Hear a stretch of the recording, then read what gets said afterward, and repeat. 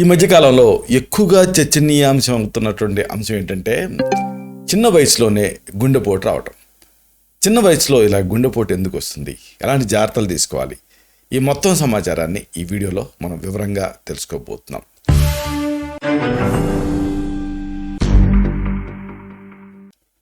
మిత్రులారా నమస్కారం. నేను మీ డాక్టర్ చిరుమామిళ్ళ మురళి మనోహర్. ఈ వీడియోలో చాలా ముఖ్యమైన విషయాన్ని తెలుసుకోబోతున్నాం. కేవలం పెద్దవాళ్ళకే కాదు, చిన్న పెద్ద అందరూ తెలుసుకోవాల్సినటువంటి విషయం ఇది. అందరికీ అవగాహన ఉండాల్సినటువంటి విషయం ఇది. ఇదే యంగ్ ఏజ్లో అంటే చిన్న వయసులో గుండెపోటు అనేది ఎందుకు వస్తుందో తెలిస్తే జాగ్రత్తలు తీసుకోవచ్చు. కాబట్టి ఆ జాగ్రత్తలు ఏమిటి ఇది తెలుసుకుందాం. చూడండి, ఆకస్మిక మరణాలు, మెయిన్గా గుండెపోటు మరణాలు అందరినీ చాలా భయపెడుతున్నాయి, ఆందోళన కలగజేస్తున్నాయి, కలిచివేస్తున్నాయి కూడా. కుటుంబంలో పెద్ద విషాదం కదా ఇది.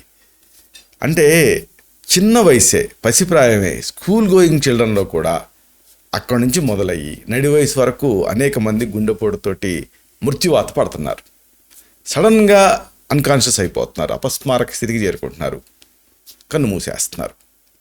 మృతులలో స్కూల్ గోయింగ్ చిల్డ్రన్ అంటే స్కూల్కి వెళ్ళే విద్యార్థుల దగ్గర నుంచి మొదలుపెట్టి నడి వయస్కులు ఉండటం అనేది చాలా ఆందోళన కలిగించేటటువంటి విషయం.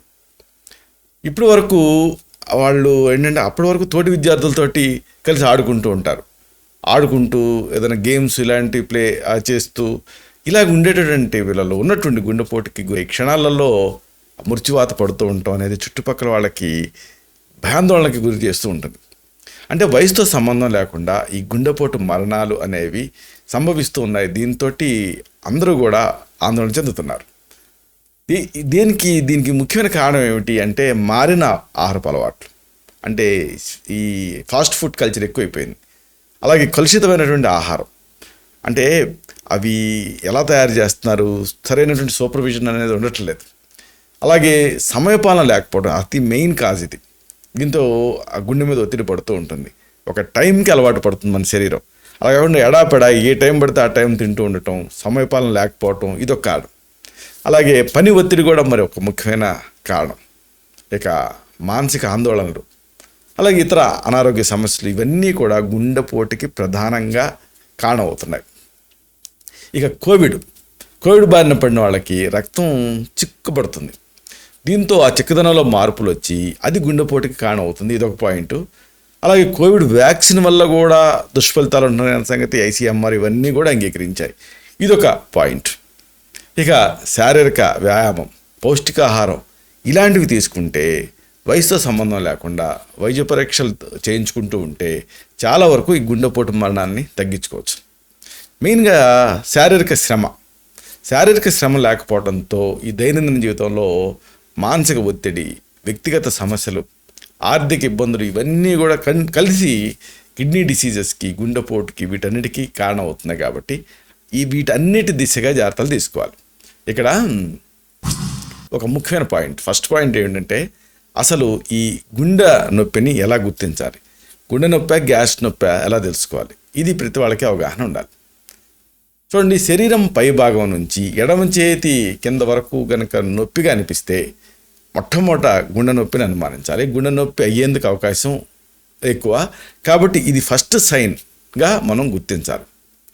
అలాగే శ్వాస తీసుకోవటం కష్టంగా ఉన్నా కానీ అది హార్ట్ అటాక్, మయోకార్డియల్ ఇన్ఫాక్షన్ అని అర్థం. మామూలుగా శ్వాస మనం పరిగెత్తినప్పుడు అప్పుడు ఎవరికైనా వస్తుంది, కానీ చిన్న పనికే, అంటే వంగి లేసులు కట్టుకున్నా కానీ, పెడ్డాగ్ని కాస్త దువ్వినా కానీ, ఇలాంటి చిన్న పనికి కూడా ఆయాసం వస్తుంటే మాత్రం అనుమానించాలి. ఇంకొక ముఖ్యమైన విషయం, ఎదలో మంటగా అనిపించడం, శరీరం పైన చెమటలు పట్టడం, ఎంతంటే అదేదో ఒక నీళ్లు గుమ్మరించుకున్నామా అన్నంత చెమటలు పట్టడం, తీవ్రమైన అలసట ఇవి ఉన్నప్పుడు అది గుండెపోటు కింద అనుమానించాలి. వైద్య సహాయం పొందడం చాలా అవసరం. ఇక ఒళ్ళు నొప్పులు, ఎసిడిటీ సమస్యలు ఇలాంటివి ఉన్నప్పుడు ప్యారలల్గా అప్పుడు కూడా అప్రమత్తం అవ్వాలి. ఎందుకంటే ఆ ఎసిడిటీలే అని అసలు చేయకూడదు. అప్పుడు కూడా వైద్య సహాయం పొందడం చాలా అవసరం. ఇక్కడ ఇంకొక ముఖ్యమైన పాయింట్ ఇదేంటంటే CPR, దీనిపైన అవగాహన ఉండాలి. CPR అంటే కార్డియోపల్మనరీ రీససైటేషన్ అంటారు. అంటే గుండె ఊపిరితిత్తులు పని చేయించడం. గుండెపోటుకు గురైన వాళ్ళకి ప్రాథమిక వైద్యం అందిస్తే మృత్యువుడి నుంచి చాలా వరకు తప్పించవచ్చు. కాబట్టి ఈ గుండెపోటుకి గురైన వ్యక్తికి తక్షణమే ఛాతీపైన చేతులతో ఒత్తిడి, అంటే దీన్నే సిపిఆర్ అంటారు, అంటే కార్డియోపల్మనరీ రీసెసిటేషన్, దీన్ని కలిగించడం ద్వారా మనిషిని బతికించే అవకాశాలు చాలా ఉంటాయి. అంటే వెంటనే క్షణాల్లో ఈ సిపిఆర్ చేయటం ద్వారా నిలిచిపోయిన రక్త సరఫరా తిరిగి జరుగుతుంది, రోగికి స్వస్థత జరుగుతుంది, ఆ తర్వాత వైద్య సహాయం అందించవచ్చు. ఛాతిలో నొప్పితో కుప్పకూలిన వాళ్ళ మీద ముందుగా అది ఏదైనా సరే, ఏ కారణమైనా సరే సిపిఆర్ చేయాలి. అంటే ఛాతీపైన చేతులతోటి బలంగా నొక్కాలి. ఎంతసేపు, ఎన్నిసార్లు అంటే 30 నుంచి 40 సార్లు ఇలాగా ప్రెస్ చేయాలి. తర్వాత నోట్లో గట్టిగా గాలిని ఊదాలి, అంటే శ్వాసను అందించాలి. ఇలాగా ఈ సిపిఆర్ అంటే కార్డియోపల్మనరీ రీసెసిటేషన్ పైన పూర్తి అవగాహన కలిగి ఉండటం అవసరం. అవసరమైతే కాలేజీలు, స్కూళ్ళు, ఆ టీచర్లు, విద్యార్థులకు వీళ్ళందరికీ దీనిపైన అవగాహన కలిగించాలి.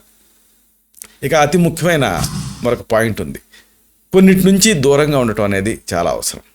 కాబట్టి దీనిపైన కూడా అవగాహన ఉండాలి.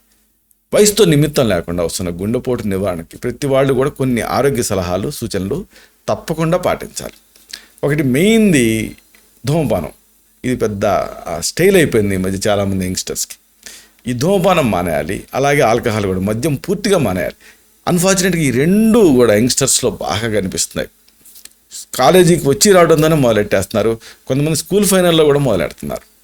అలాగే ప్లాస్టిక్ వినియోగానికి దూరంగా ఉండాలి. రోజువారీ ఆహారంలో పండ్లు, కూరగాయలు బాగా తీసుకోవాలి. Fast foods, egg puffs, samosa, panipuri, అలాగే నిత్యం మరగ్గాచేటటువంటి చిరుతిండ్లు, ఇలాంటి వాటి జోలికి వెళ్ళొద్దు పొరపాటును కూడా. ఇంకా మద్యంతో పాటు అన్ని శీతల పానీయాలని మానేయాలి. ఇంకా చికెను, మటను ఇవి కొలెస్ట్రాల్ని పెంచుతాయి, కాబట్టి మెయిన్గా మటను, కాబట్టి వీటిని మానేయాలి. మానేయలేకపోతే స్కిన్లెస్ చికెన్ తినొచ్చు. ఈ మాంసప్రియులైతే వదలలేకపోతే చేపలను వినియోగించవచ్చు కొంతవరకు.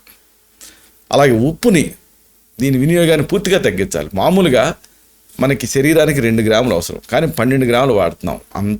అంత ఉప్పుని వాడకూడదు. ఇక రెగ్యులర్గా ఎక్సర్సైజ్ చేయాలి, అర్ధశక్తి కానీ ఆయుర్వేదం చెప్తుంది. అలాగే వ్యాయామంతో పాటుగా యాక్టివ్ లైఫ్ స్టైల్ కూడా ముఖ్యం. దీనివల్ల డయాబెటీస్ అంటే మధుమేహం, ఊబకాయం అంటే ఈ ఒబేసిటీ, రక్తపోటు, ఈ మూడింటిని నియంత్రించవచ్చు. ఈ మూడిటి వల్లనే గుండెపోటు వచ్చేటటువంటి రిస్క్ బాగా పెరుగుతుంది. కాబట్టి వ్యాయామం ద్వారా ఈ చెడు కొలెస్ట్రాల్ తగ్గి ఆ గుండెపోటు మరణాన్ని నివారించవచ్చు. ఇక అతి ముఖ్యమైన మరొక పాయింట్ ఏంటంటే, కొన్ని టెస్టులు కూడా అవసరం. ఎక్కడో లోపల జరిగేటువంటి మార్పులు ఎలా తెలుస్తాయంటే కొన్ని పరీక్షల ద్వారా తెలుస్తాయి. మెయిన్గా ఈసీజీ, ఛాతీలో నొప్పి వస్తే తప్పనిసరిగా ECG simple test, non invasive, దీన్ని చేయించుకోవచ్చు. అన్ని చోట్ల చేస్తారు. గతంలో ఇంతకు ముందు ఎప్పుడన్నా ఒకవేళ హార్ట్ అటాక్ వచ్చినా కానీ గుండెపోటు ఈ పరీక్షతో గుర్తించవచ్చు. ఇక రెండోది ఏంటంటే 2D ఎకో. ఇదేంటంటే గుండె స్పందన, గుండె కండరాల్లో వచ్చిన మార్పులు, వీటిని దీని ద్వారా తెలుసుకోవచ్చు. ఛాతీలో నొప్పి వచ్చినప్పుడు ఇది గుండె జబ్బుకి కారణం అవుతుందా లేదా అనేది తెలుసుకోవడానికి ఈ పరీక్ష అనేది మీకు సహాయపడుతుంది. తర్వాత ఏంటంటే టీఎంటీ అంటే ట్రెడ్మిల్. వేగంగా దానిపైన నడవటం ద్వారా గుండె మీద ఒత్తిడి కలిగేటప్పుడు అది తెలుస్తుంది. పాజిటివ్ అయితే గుండె మీద ఒత్తిడి కలుగుతున్నట్టు అర్థం. అంటే నడక కానీ ఇతర శారీరక శ్రమ కానీ ఇలాంటి సమయాలలో గుండె పనితీరుని తెలుసుకోవడానికి ఇది ఉపయోగపడుతుంది. అలాగే ఇక యాంజియోగ్రామ్ అంటే ఈసీజీ 2D ఈకో పరీక్షలో స్పష్టత లేకపోతే అప్పుడు గుండెపోటు నిర్ధారణకి దీన్ని చేస్తారు. అయితే ఈ సందర్భంగా అతి ముఖ్యమైన పాయింట్ ఏమిటంటే గుండెపోటుకి కారణాలు ఏమిటి ఇది తెలుసుకోవాలి. చెప్పుకున్నాం కదా, కొవ్వు ఎక్కువగా ఉండేటువంటి ఫాస్ట్ ఫుడ్ తినటం, అలాగే వ్యాయామం చేయకపోవటం, పొగ తాగటం, పొగ తాగే వాళ్ళ పక్కన ఉండటం ప్యాసివ్ స్మోకింగ్, అలాగే ఆల్కహాల్ తీసుకోవటం, గుట్కాలు నమలటం, ఇవన్నీ కారణాలు. స్థాయికి మించి ఆలోచనలతోటి ఒత్తిడికి గురిగా అవుతూ ఉండటం ఇదొక కారణం. అలాగే ఇక ఎల్డిఎల్, హెచ్డిఎల్ వీటిలో మార్పులు, ఇంకా రక్తపోటు, డయాబెటీసు, ప్రీ డయాబెటీసు ఇలాంటివి ఉండటం, ఇవన్నీ కూడా కారణాలు. అయితే మరి పాటించాల్సినటువంటి జాగ్రత్తలు ఏమిటి, ఇది కూడా ముఖ్యమైన పాయింట్. ప్రతిరోజు కనీసం ఒక అరగంట సేపు ఎక్సర్సైజ్ చేయాలి. దీన్ని అర్ధశక్తిగా వ్యాయామం చేయటం ఉంటుంది ఆయుర్వేదం. అంటే నుదుటి మీద చెమట పట్టేంతవరకు. ఈ పురుషులు 40, మహిళలు 50 ఏళ్ల తర్వాత గుండె పనితీరుని చెక్ చేయించుకోవాలి. ఆల్కహాలు, స్మోకింగ్, జంక్ ఫుడ్ వీటి నుంచి దూరంగా ఉండాలి. రోజుకి 8 గంటల నిద్ర కూడా చాలా అవసరం. ఇక మధ్యాహ్నం చిన్న కునుకు తీస్తే గుండె మెదడు పనితీరు మెరుగుపడతాయి. అలాగే యోగా కూడా చేయొచ్చు, దీంతో కూడా ఒత్తిడి తగ్గుతుంది. ఇక అతి ముఖ్యమైన విషయం ఏంటంటే శారీరక శ్రమ. ఈ పాయింట్ కూడా ముఖ్యం. శారీరక శ్రమ చేయటం అంటే యాక్టివ్ లైఫ్ స్టైల్ అనేది చాలా ముఖ్యం. అధికంగా ఈ చక్కెర, కొవ్వు పదార్థాలు ఉన్న ఆహారం తీసుకోవడం వల్ల రక్తనాళాలు మూసుకుపోతాయి. ఆ సమయంలో గుండెకి ఆక్సిజన్ తగినంత అందదు కాబట్టి గుండెపోటు వచ్చే అవకాశాలు ఉంటాయి. ఈ మారిన జీవనశైలి కానీ, ఉరుకులు పరుగులు జీవితాలు కానీ, ఇవన్నీ కూడా వీటితోటి ఏం జరుగుతుందంటే ఆహారాన్ని గబగబా తింటున్నారు. జంక్ ఫుడ్ కానీ మామూలు ఫుడ్ అయినా సరే, బుఫే భోజనాలు ఇలాంటివన్నీ. దీంతో ఈ ఆహార నియమాలు పాటించట్లేదు కాబట్టి ప్రాబ్లం వస్తుంది. కాబట్టి ఆహార నియమాలు పూర్తిగా పాటించాలి. శారీరక శ్రమ, ఎక్సర్సైజ్ ద్వారా మానసిక ఒత్తిడిని కూడా తగ్గించుకోవచ్చు. ఎండార్ఫిన్స్ రిలీజ్ అవుతాయి. అలాగే బరువుని కూడా నియంత్రించుకోవాలి. స్మోకింగ్, మద్యం వీటిని మానేయడంతో పాటు ఆల్కహాల్తో పాటుగా మాంసాహారం, మెయిన్గా జంతు మాంసం, ఇది మాంసాహారం వినియోగం కూడా తగ్గించాలి. అలాగే కరెక్ట్ టైం పాటించాలి. ఫుడ్ విషయంలో నిర్ణీత సమయంలో ఆహారం తీసుకుంటూ ఉండాలి. మానసిక ఒత్తిడిని తగ్గించుకోవడానికి యోగా, ధ్యానం ఇలాంటివి చేయాలి. అన్నిటికీ మించి వైద్య సలహా రెగ్యులర్గా తీసుకుంటూ ఉండాలి. అప్పుడు ఈ చిన్న వయసులో ఆకస్మిక మరణాన్ని నివారించవచ్చు. అయితే ఒకవేళ ఇలాంటివి ఏమైనా రిస్క్ ఉంటే అప్పుడు మిమ్మల్ని వ్యక్తిగతంగా పరీక్ష చేసిన తర్వాత మీకు మాత్రమే ప్రత్యేకమైనటువంటి ఆయుర్వేద ఔషధాలు ఉంటాయి. హృదయార్ణవరస్సు, ప్రభాకర వట్టి ఇలాంటివి, అలాగే అర్జున ఇలాంటివి కూడా ప్రిస్క్రైబ్ చేయాల్సి ఉంటుంది. ఇలాంటి మరిన్ని ఇన్ఫర్మేటివ్ వీడియోస్ కోసం ఈ ఛానల్ సబ్స్క్రైబ్ చేసుకోండి. అలాగే ఈ వీడియోలో అప్లోడ్ అయ్యి అవడంతోనే ఆ విషయం మీకు తెలియడం కోసం బెల్ బటన్ని క్లిక్ చేయండి. అన్నిటికంటే ముఖ్యంగా ఇలాంటి అద్భుతమైన విషయాలు 10 మందికి ఉపయోగపడటం కోసం ఈ వీడియో తాలూకు లింక్ని మీ సర్కిల్స్తో షేర్ చేసుకోండి. శతం జీవ శరదో వర్ధమాన, శతం హేమంతాన్ శతం వసంతాన్. 100 శరత్తులు, 100 హేమంతాలు, 100 వసంతాలు వర్ధిల్లుతూ జీవించండి. Stay healthy, stay happy, be positive, keep smiling, stay safe. Love you all. శుభం.